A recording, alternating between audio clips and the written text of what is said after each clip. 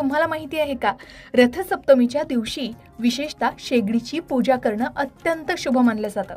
होय, आता रथसप्तमीला शेगडीची पूजा का करावी?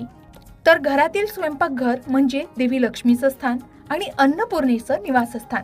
म्हणूनच या दिवशी शेगडीची पूजा केल्यास घरात अन्नधान्य, संपत्ती, समृद्धी आणि सकारात्मक ऊर्जा टिकून राहते अशी श्रद्धा आहे.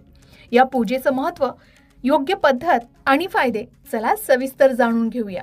रथसप्तमी हा सूर्यदेवाला समर्पित आहे. ही वर्षातील सर्वात महत्त्वाची सप्तमी मानली जाते.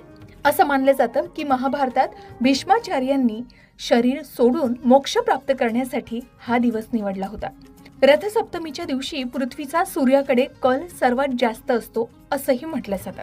या दिवशी रथावर स्वार होणाऱ्या भगवान सूर्याची कोलाम किंवा रांगोळी जमिनीवर तयार केली जाते आणि अनेक ठिकाणी पूजा केली जाते.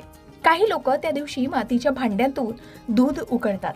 आता माघ शुक्ल सप्तमीला रथसप्तमी असं विशेष नाव असलं तरी विविध ठिकाणी या दिवसाला सप्तमी, विधान सप्तमी, विशेष सप्तमी अशा वेगवेगळ्या नावांनी ओळखलं जातं.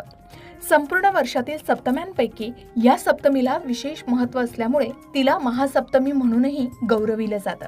आता रथसप्तमीचं व्रत करणाऱ्यांनी किंवा घरी गॅस शेगडीची पूजा करणाऱ्यांनी काय करावं, तर व्रतकर्त्यांनी आदल्या दिवशी म्हणजे षष्टीला एकभुक्त अर्थात एक वेळ जेवून राहावं. सप्तमीला पहाटेच शुचिर्भूत व्हावं. नंतर शक्य असेल त्या धातूचा दिवा लावावा. म्हणजे स्नानादी करून आपण पूजेला सुरुवात करावी. सूर्याचं ध्यान करून तो दिवा वाहत्या पाण्यात सोडावा.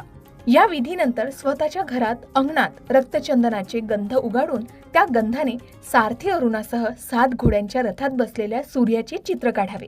त्या चित्राचे ध्यान करावे. त्यासाठी विशेष मंत्र जप करावा.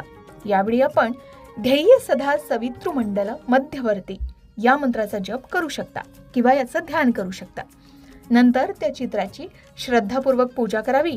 शेणीच्या विस्तवावर मातीच्या पात्रात केलेल्या खिरीचा नैवेद्य सूर्यप्रतिमेला दाखवावा किंवा आधी सांगितल्याप्रमाणे काही भागात दूध उकळवण्याची प्रथा आहे. हे उतू गेलेले दूधच सूर्यदेवाला नैवेद्य असतो असं म्हटलं जातं. त्यानंतर 7 रुईची पानं, 7 प्रकारचे धान्य आणि 7 बोरे वाहून अष्टांग अर्घ्य सूर्याला द्यावं. गरजू व्यक्तींना या दिवशी दान करावं किंवा भोजन घालावं. स्त्रियांनी संध्याकाळी हळदी कुंकू समारंभ करावा. असं म्हणतात की दुर्धर व्याधींपासून मुक्ती मिळावी म्हणून हे व्रत केलं जातं आणि तेव्हापासूनच या व्रताची परंपरा रूढ झाली. आजच्या काळात हे व्रत करताना काही अडचणी येऊ शकतात. ज्योतिषांच्या मते धर्मबोध या ग्रंथात माहिती दिल्याप्रमाणे सध्याच्या काळात प्रत्येकालाच जलाशयात स्नान करणं किंवा वाहत्या पाण्यात दिवा सोडणं शक्य नाही. अशा वेळी बादलीतील